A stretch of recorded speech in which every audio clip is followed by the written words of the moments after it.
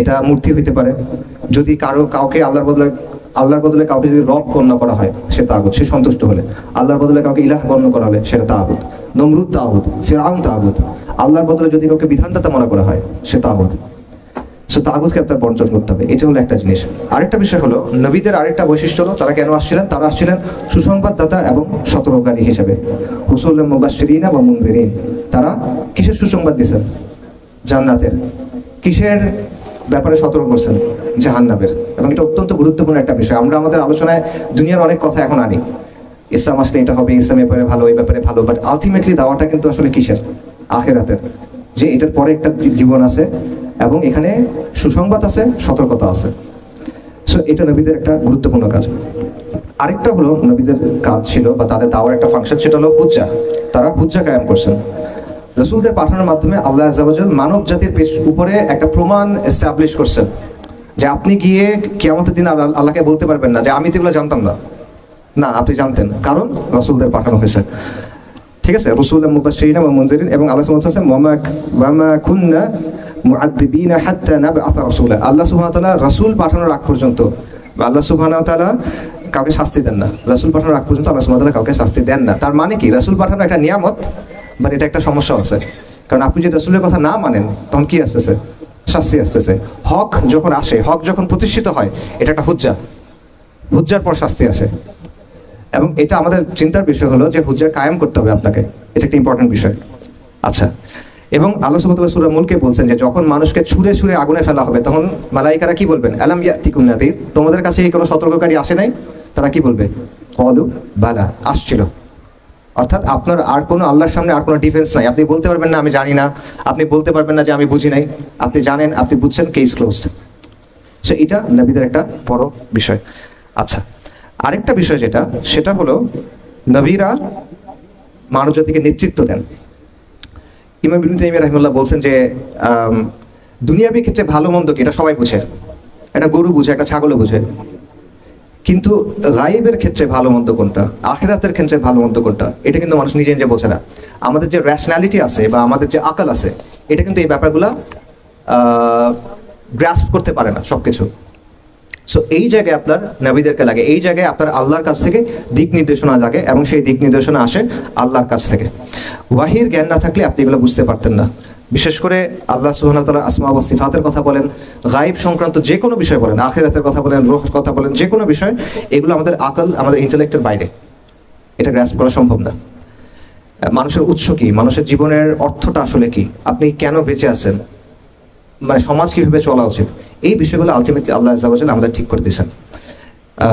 So এটা হলো আরেকটা বিষয়। সো ফাইনালি আমি আরেকটা কথা বলে শেষ করি, বা এই ব্যাপারটাতে এই অংশটা শেষ করি। সেটা হলো শাইখুল ইসলাম ইবনে তাইমিয়া রাহিমাহুল্লাহ একটা কথা বলছেন যে চাঁদ, তারা, সূর্য যতটা গুরুত্বপূর্ণ আমাদের জন্য, মানুষের জন্য জীবন যতটা গুরুত্বপূর্ণ, চোখের জন্য আলো যতটা গুরুত্বপূর্ণ, মানব জাতির জন্য নবীরা এর চেয়ে বেশি গুরুত্বপূর্ণ। মানব জাতির জন্য নবীদের শিক্ষাটা এর চেয়ে বেশি গুরুত্বপূর্ণ। আচ্ছা, এবং অবভিয়াসলি তাদের মধ্যে সর্বশেষ এবং সর্বশ্রেষ্ঠ হলেন রাসূলুল্লাহ সাল্লাল্লাহু আলাইহি ওয়াসাল্লাম, মুহাম্মদ সাল্লাল্লাহু আলাইহি ওয়াসাল্লাম। আচ্ছা, এখন মূল কথা যেটা, সেটা হলো যে নবীদের দাওয়ার বৈশিষ্ট্যগুলো কি কি। এই বৈশিষ্ট্যগুলো আমরা দেখবো, তারপর আমরা চেষ্টা করবো যে আমাদের যে কাজকর্ম, আমাদের যে কথাবার্তা, সেখানে এই বৈশিষ্ট্যগুলো আদৌ আছে কিনা, না থাকলে আমরা কিভাবে আনতে পারি। প্রথম যে বৈশিষ্ট্য, সেটা হলো যে নবীদের দাওয়া সবসময় একটা বাইনারি ক্রিয়েট করে।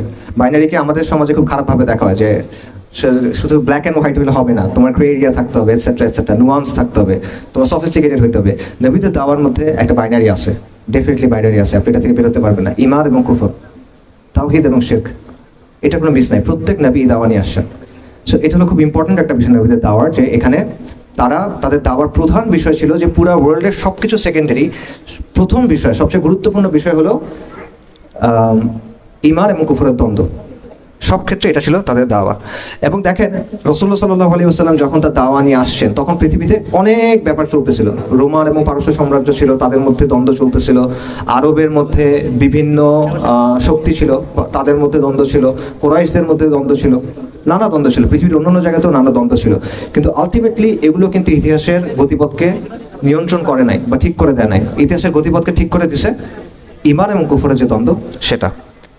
আচ্ছা, আপনি চিন্তা করেন যে ইব্রাহিম আলাইহিস সালাম কি করছেন, তিনি কিন্তু এই একটাই কাজই করছেন যে তার সমাজের মূল যে জায়গা সেখানে গিয়ে তিনি আঘাত করছেন। সো নবীদের দেওয়ার একটা বৈশিষ্ট্য হলো যে তারা সমাজের প্রধান দ্বন্দ্বের জায়গায় যাইতেন, এবং এটা হলো ইমান এবং কুফর। সবসময় ইমান এবং কুফর, তাওহীদ এবং শিরক, এটা সমাজের মূল সমস্যা। Awami League, BNP, Bharat Pakistan, Bharat America, right, America চীন, এগুলো না। আচ্ছা, আরেকটা বিষয় যেটা নবীদের দেওয়ার বৈশিষ্ট্য হলো আল ওয়ালা ওয়াল বারা, যে আল্লাহ যেটা পছন্দ করেন সেটা পছন্দ করা, আল্লাহ যেটা অপছন্দ করেন সেটা অপছন্দ করা। এবং এটা অত্যন্ত গুরুত্বপূর্ণ। সব নবী কিন্তু জিহাদ করেন নাই, কিতাল করেন নাই, সব নবী করেন নাই, কিন্তু সব নবী আল ওয়ালা ওয়াল বারার বাস্তবায়ন করছেন। সব নবী যখন দাওয়া করছেন এই বিষয়টা তারা বাস্তবায়ন করছেন, আল ওয়ালা ওয়াল বারা। সো এটা একটা খুব গুরুত্বপূর্ণ বিষয়। এবং আপনি দেখবেন আধুনিক পলিটিক্যাল সায়েন্সের যে আলোচনা আছে সেখানে দেখবেন এই কথাটা আছে যে পলিটিক্সের সবচেয়ে ইম্পর্টেন্ট বিষয় যেটা, এটা হলো ফ্রেন্ড এনিমি ডিস্টিংশন। আপনার ফ্রেন্ডকে, আপনার এনিমিকে, এটা হলো পলিটিক্সের সবচেয়ে ইম্পর্টেন্ট প্রশ্ন। অনেক তাত্ত্বিক বলছে, সব তাত্ত্বিক না, বাট অনেক তাত্ত্বিকের কথাটা বলছে। সো ওই জায়গাটাও কিন্তু আসলে আল ওয়ালা আল বারা, এবং আল ওয়ালা আল বারার ব্যাপারটা আসলে ইউনিভার্সাল, সবাই এটাতে বিশ্বাস করে, খালি সবার মাপকাঠিটা আলাদা। কেউ আল ওয়ালা আল বারা চিন্তা করে ভাষার ভিত্তিতে সে বন্ধুত্ব এবং শত্রুতা ঠিক করে, কেউ জাতীয়তাবাদ ঠিক করে মাধ্যমে ঠিক করে, কেউ তার রাজনীতির মাধ্যমে ঠিক করে, কেউ এথনিসিটির মাধ্যমে ঠিক করে, সাদারা আমার ফ্রেন্ড, যারা সাদা না তারা আমার শত্রু, এরকমভাবে ঠিক করে। আমাদের দেশেও এটা আছে, চেতনা ছিল এক সময়, এখন হয়তো বা ইনক্লুসিভনেস বা এরকম কিছু একটা আসবে, এগুলোর মাধ্যমে তারা বন্ধু এবং শত্রু ঠিক করে। কিন্তু নবীদের অংশটা কি, দাওয়াটা কি? নবীদের দাওয়াটা হলো এটা ঠিক করতে হবে তাওহীদের ভিত্তিতে, আল্লাহ আযজা ওয়া জাল্লা দেয়া মানদণ্ডে।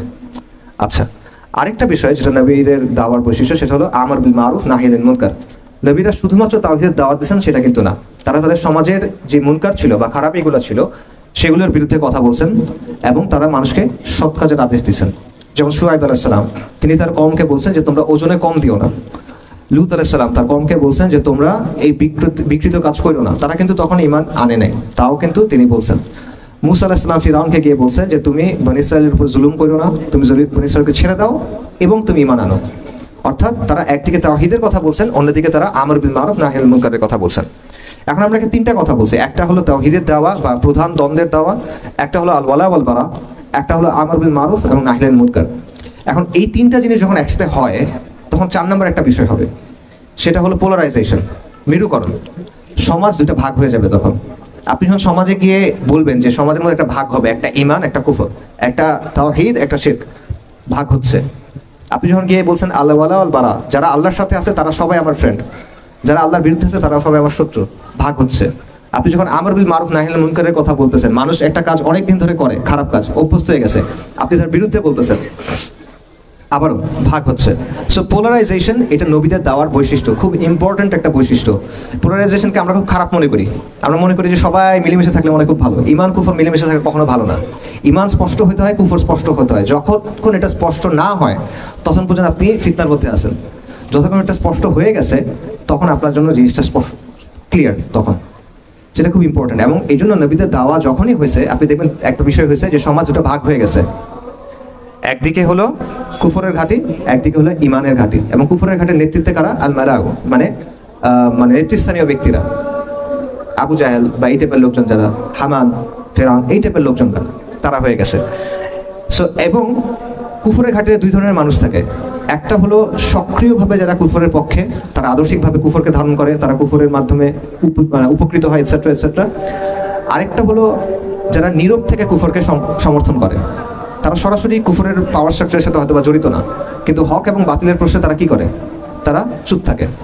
তো হক আর বাতিলের প্রশ্নে আসলে চুপ থাকার কোনো অপশন নাই, এখানে একটা সঠিক অবস্থান আছে, বাকি সব ভুল অবস্থান। সো এই পোলারাইজেশনটা সবসময় নবীদের দাওয়ার মাধ্যমে হয়। আচ্ছা, এবং কুরাইশ রাসূলুল্লাহ সাল্লাল্লাহু আলাইহি ওয়াসাল্লামের ব্যাপারে কি বলছিল?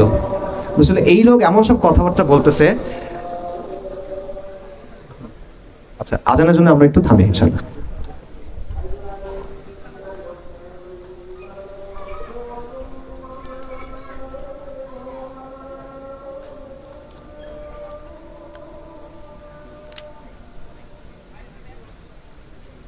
উঁচু না, একটু নিচু করতে।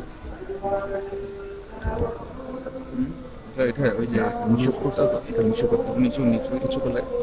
আচ্ছা, তাহলে তাহলে দূর থেকে একটু পিছনে আসতে হচ্ছে, এই হচ্ছে মানে শুনতে যাচ্ছে, মানে হ্যাঁ, মানে পিছনে ওরা করতে পারতেছে, ক্লিয়ারলি শুনতে পাচ্ছে, বিটটা বেশি আর কি। ফ্ল্যাশটা বাংলা। হ্যাঁ হ্যাঁ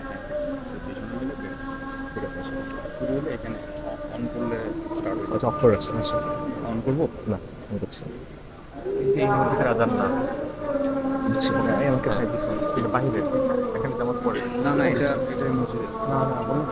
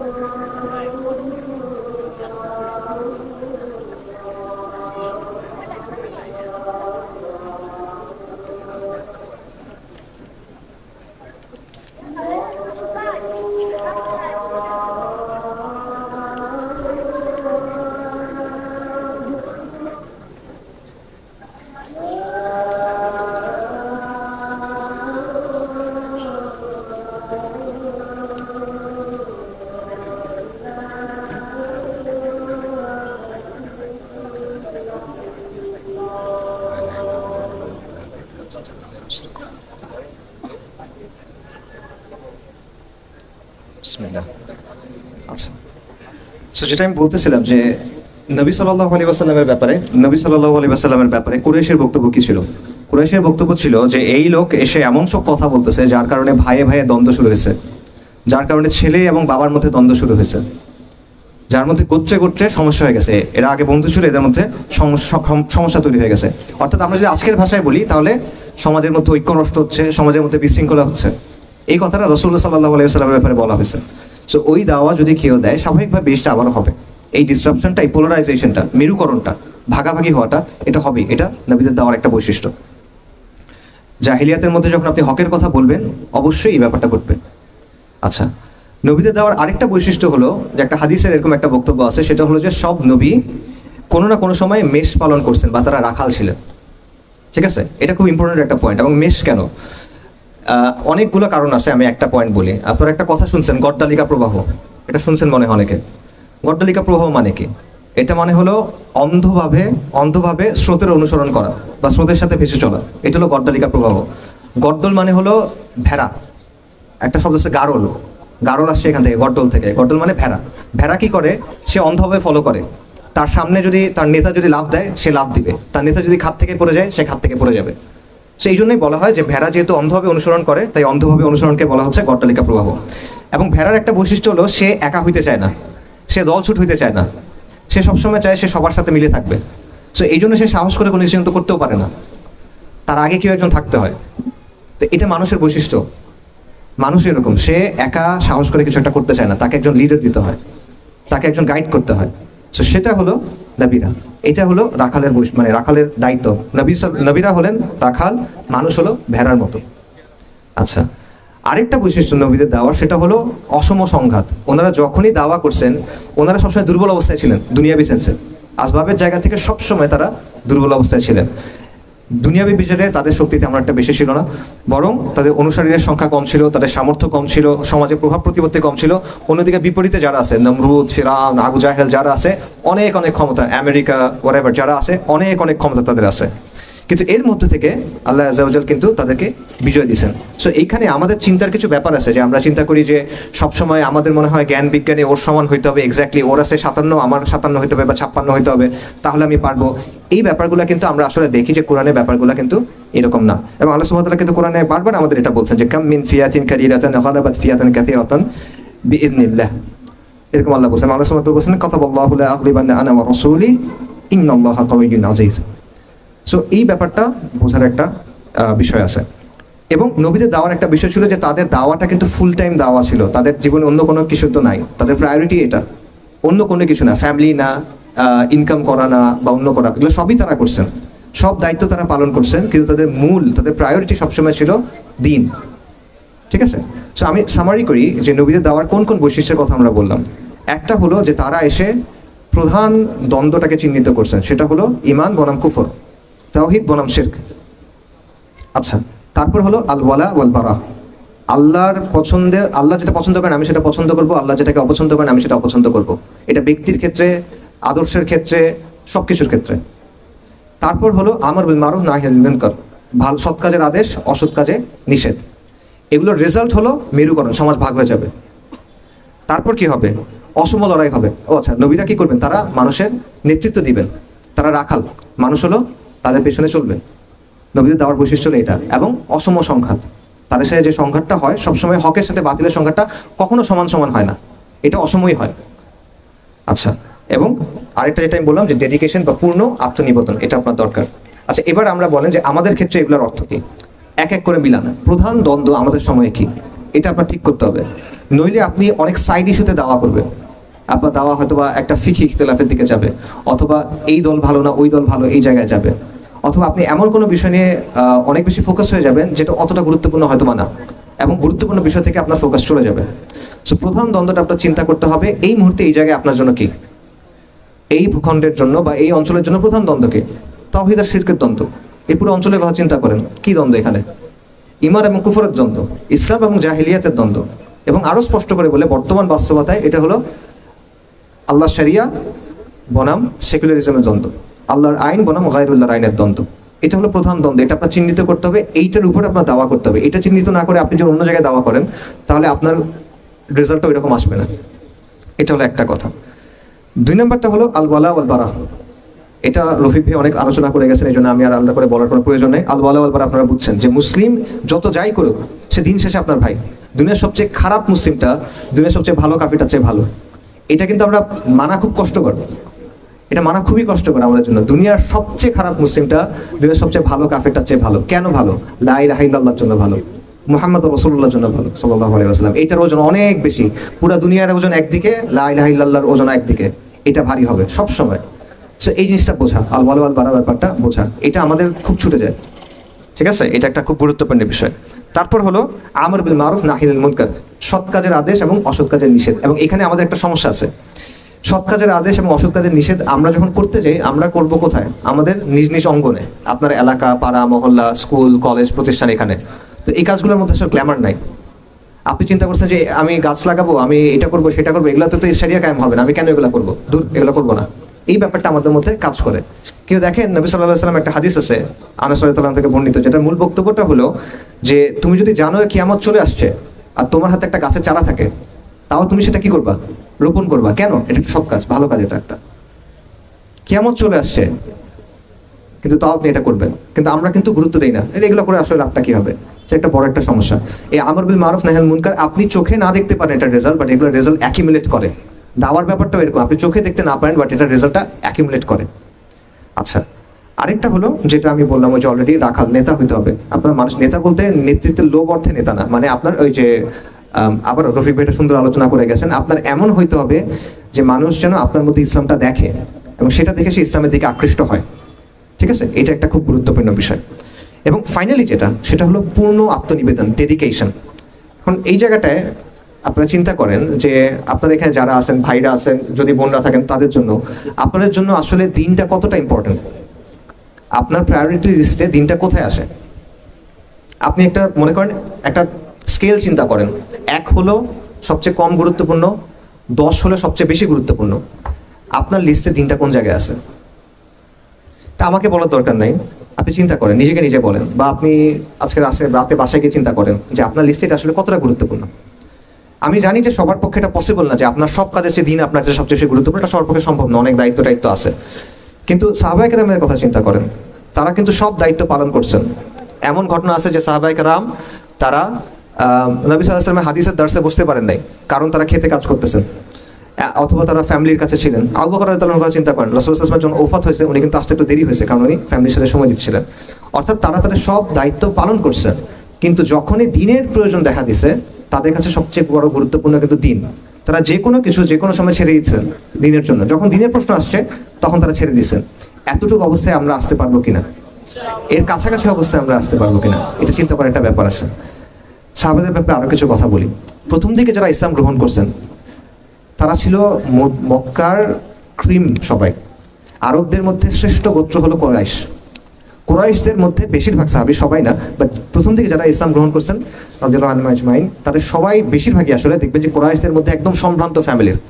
সম্ভ্রান্ত মানে কি, তারা সমাজের মধ্যে সম্মান পায়, রাস্তা দিয়ে হাঁটলে মানুষ সালাম দেয়, মানে তারা এই করে আর কি, সম্মান করে, সুন্দর করে কথা বলে, তাজিম করে। এখন যখন তারা ইসলাম গ্রহণ করলেন, রাতারাতি এটা চেঞ্জ হয়ে গেল। যারা আগে সম্মান করতো তারা এখন ঘৃণার চোখে তাকায়, যারা আগে অনেক পাত্তাইতো তারা এখন তাচ্ছিল্য করে। এটা কিন্তু একটা সম্মানী মানুষের জন্য অন্য অনেক কিছু চেয়ে বেশি কষ্টকর। এই অপমানটা তাদের সহ্য করতে হয়েছে। এবং এইটা চিন্তা করেন যে এই অপমানের কথা চিন্তা করে আমরা নিজেরা কত কিছু এড়ায় যাই। সাহাবারা যে অবস্থায় দিনটা আঁকড়ে ধরছেন, ওই অবস্থায় পড়লে আমরা কি করতাম এটা চিন্তা করেন। মানুষ এটা বলবে, ফ্যামিলি এটা বলবে, লোকজন এটা বলবে, সরকার এটা বলবে, অমুক এটা বলবে, তমুক এটা বলবে, এইসব চিন্তা করতে কিন্তু আমরা দিনের অনেক কিছু ছেড়ে দিই। এটা গেল, এটা কিন্তু প্রথম, এখনো শেষ হয়নি ওনারা কি করছে। এরপর দেখেন যে প্রথমে হলো ওনাদেরকে মানে অসম্মান করা শুরু করলো, হাসি তামাশা করা শুরু করলো, গালাগালি করা শুরু করলো, মারা শুরু করলো। মুসাব ইবনে উমাইরের কথা আপনারা জানেন রাদিয়াল্লাহু আনহু, উসমান রাদিয়াল্লাহু আনহুর কথা আপনারা জানেন, খাব্বাব ইবনে আরাদ রাদিয়াল্লাহু আনহুর কথা জানেন, মানে লিস্ট শেষ নাই। প্রচন্ডভাবে তাদেরকে টর্চার করা হয়েছে, বয়কট করা হয়েছে। এরপর শেষ পর্যন্ত পরিবারও তাদেরকে সাপোর্ট করে নেয়। নিজেদের পরিবার যেগুলো ছিল বেশিরভাগ ক্ষেত্রে পরিবারও তাদেরকে সাপোর্ট করে নেয়। যেমন মুসাব ইবনে উমাইর রাদিয়াল্লাহু আনহু, তাকে কিন্তু বাসা থেকে বের করে ফেলে দেওয়া হয়েছে কাপড় চোপড় ছাড়া। যেই মানুষের কাপড় আসতো ইয়েমেন থেকে, তার পারফিউম আসতো আরেক জায়গা থেকে, সেই মানুষ বাসা থেকে বের হয়ে গেছে, ভিখারির মতো অবস্থা। এরকম হয়েছে, তাও শেষ হয় নাই, রিফিউজি হইতে হয়েছে। আবিসিনিয়ায় গেছে, মদিনাতে গেছেন, দুনিয়াবি বিচারে রিফিউজি, কিচ্ছু নাই, তাও শেষ হয় নাই। আল্লাহ বলছেন এবার তুমি লড়াই করো, যারা তোমাদেরকে অ্যাটাক করছে এদের বিরুদ্ধে লড়াই করো, যারা মুশরিক তাদের বিরুদ্ধে লড়াই করো। কতদিন পর্যন্ত? যতদিন পর্যন্ত ফিতনা দূর না হয়, শিরক দূর না হয়, ততদিন পর্যন্ত লড়াই করতে হবে।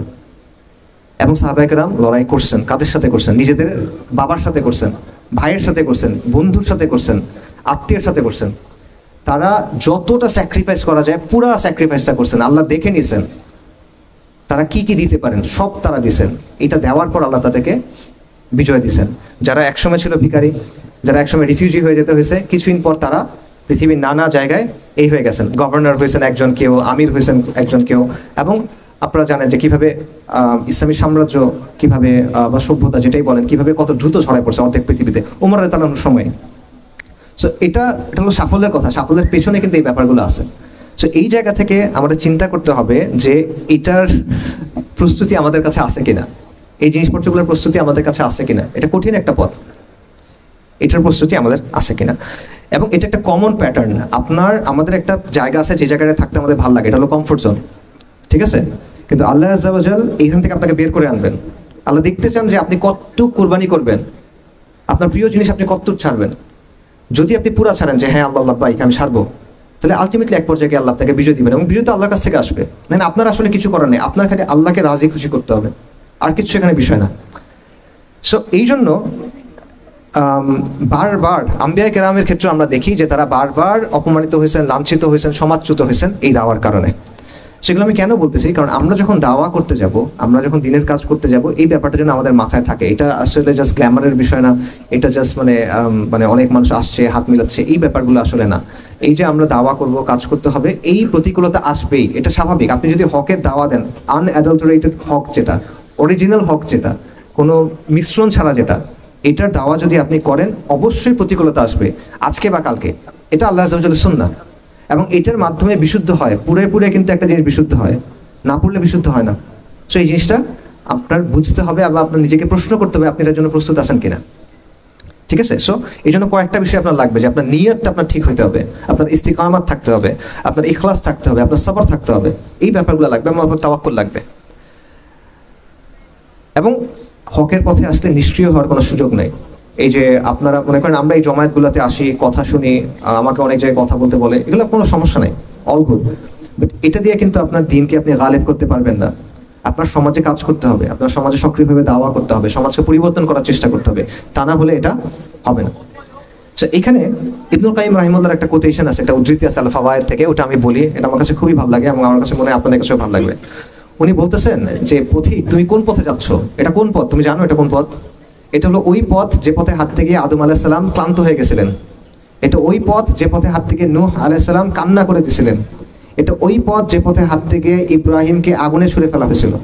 এটা ওই পথ যেখানে হাত থেকে ইসমাইলকে শোয়ানো হয়েছিল জবেহ করার জন্য। এটা ওই পথ যেটার জন্য সস্তা দামে বিক্রি করে দেওয়া হয়েছিল ইউসুফ আলাইহিস সালামকে, কারাগারে থাকতে হয়েছিল থেকে কয়েক বছর। এটা ওই পথ যেখানে হাঁটার জন্য জাকারিয়াকে করাত দিয়ে দ্বিখণ্ডিত করা হয়েছিল। এটা ওই পথ যেখানে যাওয়ার জন্য জবেহ করা হয়েছিল সাইয়েদিনা ইয়াহইয়াকে। এটা ওই পথ যেখানে আইয়ুব আলাইহিস সালাম রোগে ভুগছিলেন। এটা ওই পথ যেখানে দাউদ আলাইহিস সালাম তার কান্না সব সীমা অতিক্রম করে চলে গেছিল। এটা ওই পথ যেখানে হাত থেকে ঈসা আলাইহিস সালাম নিঃসঙ্গ জীবনযাপন করতে হয়েছে। এবং এটা ওই পথ যেখানের জন্য রাসূলুল্লাহ সাল্লাল্লাহু আলাইহি ওয়াসাল্লামকে অসংখ্য কষ্ট সহ্য করতে হয়েছে। এটা ওই পথ। তো তুমি কোন পথে হাঁটতেছো? তুমি এখনো খেল তামাশার মধ্যে আছো। পথিক, তুমি কোন পথে যাচ্ছ? এটা হলো ইবনুল কাইয়িমের কথা। এইটা আপনাদের জন্য, আমারও আপনাদের জন্য কথা। আপনারা সিরিয়াসলি চিন্তা করেন। আমার কথা হয়তো বা আপনারা যেরকম এক্সপেক্ট করছেন ওরকম হয় নাই, বাট আমার মনে হয় এই জিনিসটা আপনাদের সবার, আমাদের সবার চিন্তা করা দরকার। আপনি আসলে এটার জন্য রেডি কিনা? এই কাজটা আপনার সামনে আছে। আল্লাহ আযজা ওয়া জাল প্রতিশ্রুতি দিয়ে রাখছেন। আল্লাহ কিছু প্রতিশ্রুতি দিয়ে রাখছেন, আল্লাহ কিছু কন্ডিশন সেট করে রাখছেন। আপনি যদি আল্লাহকে রাজি খুশি করাইতে পারেন, আল্লাহ আপনাকে বিজয় দিবেন। কিন্তু আপনি পারবেন কিনা? আপনার ওই সাহসটা আছে কিনা? আপনি এই কষ্টটা করবেন কিনা? এটা চিন্তা করার দরকার আছে। নাকি এটা আপনি একটা পার্ট টাইম জিনিস হিসেবে করবেন? আসছেন, ঘুরছেন, কথা শুনছি, অটোগ্রাফ নিছি, সেলফি দিছি, বই তুলছি, মানে বই কিনছি, চলে গেছি, ভাল লাগছে, গেছি গা, এরকম কিনা? সো এটা হলো একটা বিষয়। ফাইনালি আমি কথা শেষ করি। সেটা হলো আমার মূল বক্তব্য শেষ, দুইটা পয়েন্ট বলি। একটা হলো এই যে আজকে তো অক্টোবরের কত তারিখ? 4 তারিখ। তো ওই যে সৌর হিসাবে, সোলার ইয়ারের হিসাবে 1 বছর পূর্ণ হচ্ছে অক্টোবরের 7 তারিখের। এবং আমরা দেখছি ফিলিস্তিনে কি হচ্ছে। এবং এটাও আমি যা কিছু বললাম এই সব কিছুর বাস্তবতা এটা, যে আমাদের উম্মার আজকে এই অবস্থা কেন? কারণ আমরা নবীদের পথগুলো থেকে সরে গেছি। আমরা ইউএন এর কাছে যাচ্ছি, জাতিসংঘের কাছে যাচ্ছি, ইন্টারন্যাশনাল কমিউনিটির কথা ভাবতেছি, এইটা ভাবতেছি, সেটা ভাবতেছি। But at the end of the day আল্লাহ আযজা ওয়া জাল আমাদের জন্য যেই পথটা ঠিক করে দিয়েছেন, ওই পথটার দিকে আমরা যাচ্ছি না। আমরা ওই পথে ফেরত আসতেছি না। আমরা ইমানের ওই জায়গাটাতেও ফেরত আসতেছি না। আমরা কুরবানির ওই জায়গাটাতে ফেরত আসতেছি না। আমাদের ফিলিস্তিনের ভাই বোনরা আলহামদুলিল্লাহ তারা ওই কুরবানি করছেন। তারা বলছেন ইয়া আল্লাহ লাব্বাইক। তারা বলছেন আল্লাহ আপনি কত নিবেন নেন, আপনার যতক্ষণ খুশি আপনি নেন। সুবহানাল্লাহ। কিন্তু আমরা তাদেরকে ওই জিনিসটা করতে পারতেছি না, আমরা তাদেরকে ওই হেল্পটা করতে পারতেছি না। ওই ইমানটা আমাদের মধ্যে নাই। সেটা ভাবার বিষয় আছে। যদি আমরা আসলেই আল আকসাকে মুক্ত করতে চাই, আমরা যদি আসলেই ফিলিস্তিনকে মুক্ত করতে চাই, আমাদের ইমানের ওই জায়গাটায় আসতে হবে এবং আমাদের চিন্তার ওই জায়গাটায় আসতে হবে। এটা হলো একটা বিষয়। এবং ওইটা যে বদরের দিন ফেরেশতা নামছিল, আমরা জানি তো বদরের দিন ফেরেশতা নামছিল। ওই ফেরেশতারা চলে গেছে নাকি? আছে তো তারা এখনো। ফেরেশতার মালিকও তো আছেন। উনি বললে তো ফেরেশতা আবার নামবে। কিন্তু আপনার বদর কায়েম করতে হবে তো, বলে তো হবে না। আপনি বদরের মতো মানুষ লাগবে, তখন ফেরেশতা আবার আসবে। আপনি বদরের মতো একটা দিন করেন, তাহলে আবারও ফেরেশতা নামবে। সো ওই জায়গাটা আমাদের বুঝতে হবে। এটা হলো একটা কথা। আরেকটা কথা হলো এই পতাকা সংক্রান্ত যে ব্যাপারটা, এটা বলি। আমি একটা কথা কয়েকদিন আগে একটা জায়গায় বলছিলাম, ওই কথাটা আবার বলি। সেটা হলো, দেখেন বাংলাদেশের যে সেকুলার পাওয়ারটা আছে, রাষ্ট্র বা যেটাই বলেন, তাদের একটা ডিসিশন আসলে নিতে হবে। সেটা হলো যে তারা তো বলে তারা ইনক্লুসিভ হইতে চায়, বা তারা বলে যে তারা ভিন্ন মত সমর্থন করে, তারা বলে তারা বাকস্বাধীনতা সমর্থন করে। তাদের একটা ডিসিশনে আসতে হবে যে যারা শরিয়া চায় এবং যারা বলে যে আকীদাগত জায়গা থেকে আমাদের পক্ষে শরিয়া ছাড়া অন্য কোনো কিছু মেনে নেওয়া সম্ভব না, এদের ব্যাপারে তাদের অবস্থানটা কি হবে? সে যদি তার সাথে কোনো সংঘাতে না যায়, সে যদি তার সাথে কোনো লড়াই না করে, সে যদি তার কোনো আইন না ভাঙে ইচ্ছাকৃতভাবে, কিন্তু সে বলে আমি শরিয়া চাই, এইরকম মানুষের ক্ষেত্রে তার অবস্থানটা আসলে কি হবে? হাজী শরীয়তুল্লাহদের যে আন্দোলন ছিল, ফরাইজিদের যে আন্দোলন ছিল, তারা তো লড়াই করেন নাই, কিন্তু তারা বলছেন যে আমরা শরিয়া চাই, আমরা ইসলাম চাই। তো তাদের ক্ষেত্রে এরকম যদি কেউ বলে এখন, তাহলে এই যে এস্টাবলিশমেন্ট আছে বা রাষ্ট্র আছে বা যারাই আছে, তাদের একটা সিদ্ধান্তে আসতে হবে যে তারা এটাকে আসলে কিভাবে ডিল করবে। তারা কি তারা নিজেদের কথায় কনসিস্টেন্ট থাকবে? তারা কি বলবে যে ঠিক আছে আমরা বলছিলাম, আমরা কথা বলতে দিব, মানতে দিব, ঠিক আছে তোমরা বলো? নাকি তারা তাদের কথায় সরে যাবে? নাকি তারা বল প্রয়োগ করবে, যেটা সবসময় কুফরের শক্তি সবসময় করে আসে? স্পষ্টভাবে তারা এটা করা উচিত, লুকোছাপা না করে। এই যে পতাকার জন্য আমরা দেখতেছি যে আমরা দেখলাম যে কিছু মানুষকে ধরে নিয়ে যাওয়া হয়েছে। এটা কেন হয়েছে আসলে? এটা কি বেআইনি কিছু কিনা? বেআইনি করে দেন। যদি আপনি বেআইনি করতে চান, আপনি বলেন যে কালেমার পতাকা বেআইনি, লা ইলাহা ইল্লাল্লাহ লেখা যদি কোনো পতাকা থাকে এটা বেআইনি। এই সাহস তো নাই, এই সাহস তো নাই বলার, তাই না? যদি থাকে বলেন যে ঠিক আছে বাংলাদেশে লা ইলাহা ইল্লাল্লাহ বলা কোনো পতাকা করা যাবে না, এটা বেআইনি। তখন আমরা বলবো ঠিক আছে সেকুলার রাষ্ট্র এটা, আপনারা বুঝেন এখন মানুষকে, দেখেন যেটা ভালো মনে হয় করেন। কিন্তু ওরা সেটা বলবে না। আবার তারা এই যে হাসিনার মতোই এই ড্রেকোনিয়ান কাজকর্মগুলো করবে, রিপ্রেসিভ ফোর্স যেটা, মানে তার যে শক্তি আছে, তার মাসল পাওয়ার আছে, এটা সে ইউজ করবে এবং পরে একটা মানে তত্ত্ব বানায় নিবে। এই জন্য ধরছে XYZ একটা কথা বানায় দিবে, তাই না? আপনি যদি বেআইনি করে দেন তাহলে তখন মানুষের কাছে এটা ক্লিয়ার যে এটা বেআইনি, এটা করলে আমার এই ফলাফল হবে, এটা না করলে এই হবে। কিন্তু এটা না করলে লুকোছাপা তো দরকার নেই, স্পষ্টভাবে এই জিনিসগুলো করেন, ঠিক আছে? সো এইটা আরেকটা বিষয় যেটা আমাদের মনে রাখার কথা দরকার। তো আমার বক্তব্য আমি এখানে শেষ করতেছি। আমার ধারণা আমার বক্তব্য আপনাদের আশানুরূপ হয় নাই, বাট কিছু আসলে করার নাই। জাযাকাল্লাহু খাইরান।